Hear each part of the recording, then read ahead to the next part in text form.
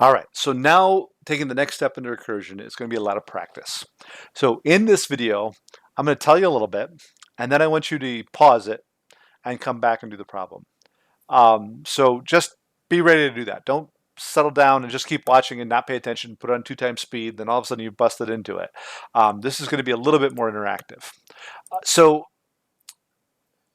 the reasons you want to use recursion, and that recursion isn't always appropriate.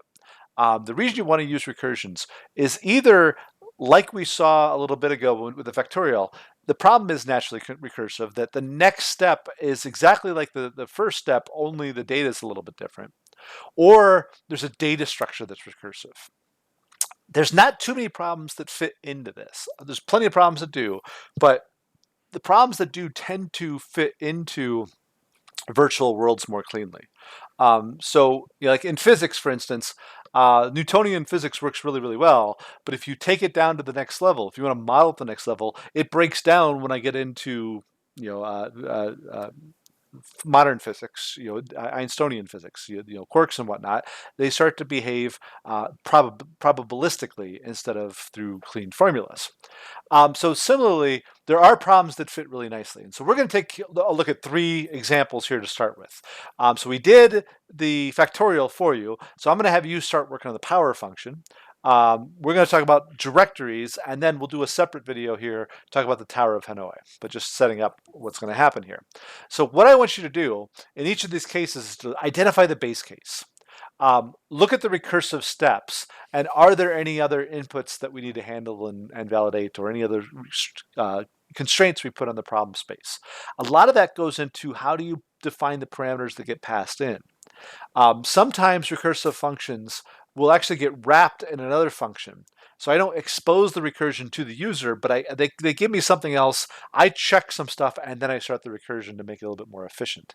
But we're not going to worry about that for now. I just want to mention some of the strategies on that. So let me switch over real quick to paint, and let me paint the picture of the power function. So like we saw here, power function, if I have 5 to the 3rd power, it's 5 times 5 times 5, or 25 times 5, it's 125. 2 to the 4th power, 16, obviously.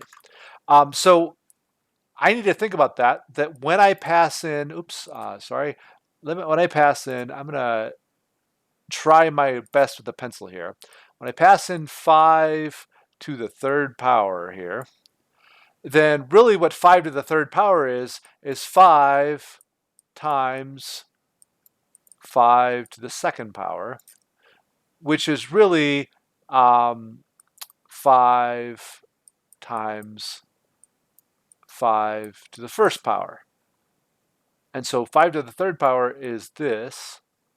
5 to the 2nd power, let's go ahead and change my color here, is this. And then 5 to the 1st power, I'm going to change color one more time, is 5, right? So given this structure to the problem, can you identify the base case? Hopefully you can. I'm going to tell you in a second. Then can you identify the steps in between? And then how would you code those steps? So take a moment, pause this video as I said. See if you're paying attention. So pause the video and try and write a function. Use whatever language you want to. You can use C, you can use Java. C++ would be a good thing to be practicing on. That's where you're going to be doing homework on. But I don't really care about if you're not 100% there on C++, if you're still kind of struggling with syntax. I want you to focus for the moment on the recursion. Because I think all my examples are in Java because I didn't convert them over. But they might work in C as well. But anyway, whichever language you're going to do to, sketch it out. If you just want to do it in pseudocode, that's fine too. All right, so I'm going to pause it and take a look. All right, so I'm going to assume you've paused it. I'm going to assume you take a look. You're going to come back. So obviously, the orange stuff, this is the base case here. This is your base case. And the base case amounts to if power is equal to 1, equal equal, then return the base. If not, then what I'm going to do is I'm going to call the same thing with power -1. So let me show you the code for this instead. So like we just talked about, if the power, in this case, I'm also dealing with the error case. If the power is less than 0, I'm not going to accommodate for that in this solution. I'm going to throw a runtime error to say, hey, you have to give me a power that's not less than 0. It's invalid because it's less than 0. All right. Otherwise, if it's equal to 0, I return 1. So I've actually taken the base case a little bit further. My mistake inside of that, I forgot it as I was working on it. You know why? Because this is tricky. This is not necessarily easy to come up with each time you look at it, and sometimes you learn a little bit from it. So if you didn't do that either, hey, guess what? When I was doing it real time, I forgot it as well. So with power is equal to 0, I return 1. Otherwise, I return base times the power of the base of power -1. So it's pretty straightforward here. Let's take a look at another example. So our base case, outside of scope, recursive case, right? So let's take a look at a directory structure. Let me pull up. Let me just delete all this. No.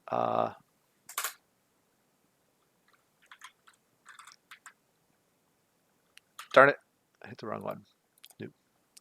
Don't save. There you go. All right. So when I have a directory structure, heck, you know what? I might even be able to do this easier by just actually pulling up a directory structure. So here is a look at my E drive. So let's say I wanted to go find this lecture slides right here. So I know the name of the lecture slides, for instance, is to say, the name of the lecture slides here is something about recursion. I don't remember exactly the name of the slide is. So what I can do is I can say, hey, look at all the files inside of here. Is any of them named recursion something? If not, every one of these that is a directory itself, go into it. And so for instance, well, here's a C++ folder. We'll just talk about that one. Something you'll see at some point anyway. Go into this one. Look, is any of the files inside of here named something recursion? Nope. If not, go to each one of the folders. Is there something named recursion inside of here? Nope. If not, go to the next folder. And you keep just navigating down. You're doing the exact same task, but a little bit deeper in the structure. So the task that I had talked about is to say, hey, what is the size of everything underneath this space? So if I want to say like, hey, this C++ folder, how many files has I written? How big is the code inside of here? So what I can say is for this folder, look at all the files inside of it added up. And if it's a folder, recurse inside of it and do the same thing. So there's no files inside of here. So as I said, go into address book.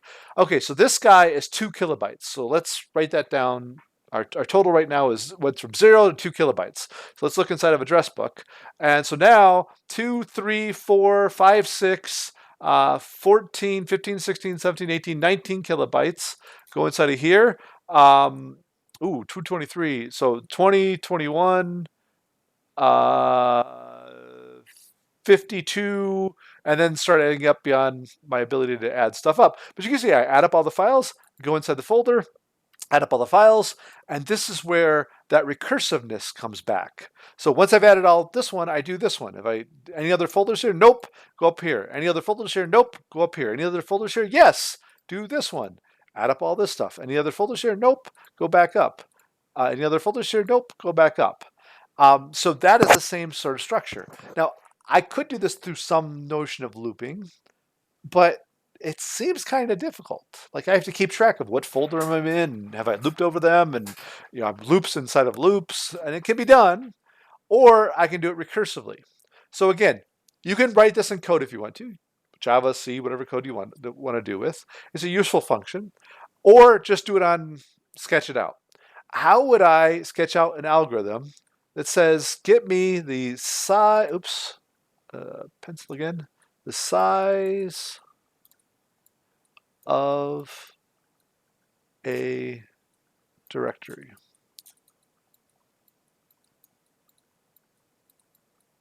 So what's the base case? Are there any exception cases I have to consider? And then is is there and then what's the other steps I can take inside of here? Go ahead and pause it. Think about that. And then we will dive back in here in just 1 second. All right, we're diving back in. So here's my algorithm. So my algorithm has a base case. Now what's the base case? I'm going to pass through anything that's a file. And it might be a directory, it might not. If that file that gets passed in is actually a a file, it's not if the directory, it's named a directory here, but if it's a file, then I just return the length of the file. If it's not a file, then for each file in that directory, so you can use loops with recursion, it's not against the rules, it doesn't have to be entirely recursive, then I take my sum is equal to what the sum currently is plus the size of the next file. So notice here, I pass in a directory. Okay, so if the first one's not a file, if it is a file, then I just return the number and there it is. If I just give you a file instead of the name of a directory, but I passed in a directory, C++. That was the directory I looked at. So remember, if I come back to, let's come back to the E drive here. Dropbox is directory 2. I have no files inside of here.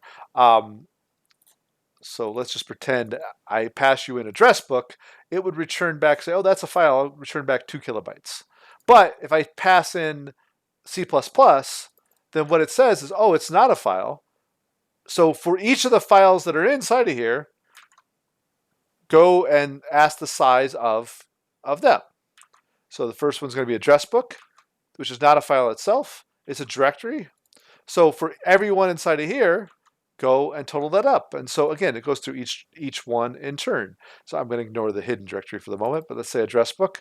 Again, then it goes to debug, then it goes to address book here. It goes all the way through the first file it comes across, and then it comes to this one, and once the size of file, it just returns that file and adds it up. Then it goes to the next one. Oh, that's a file too. Add it up, and goes all the way through each one of these, looping all the way down. So don't think that every recursive function is only going to be if this, return one thing, else call the other thing. You might have some other operations happening along the way. There might be a couple decisions. There might be a couple cases that comes along. And that's okay. But this is still a recursive function because it calls itself and does the next thing. All right, so one other example I want to provide for you in longer form, the Tower of Hanoi. You maybe have heard of it, but it's worth kind of spending a little bit of time on its own video, so that's what we're going to do next.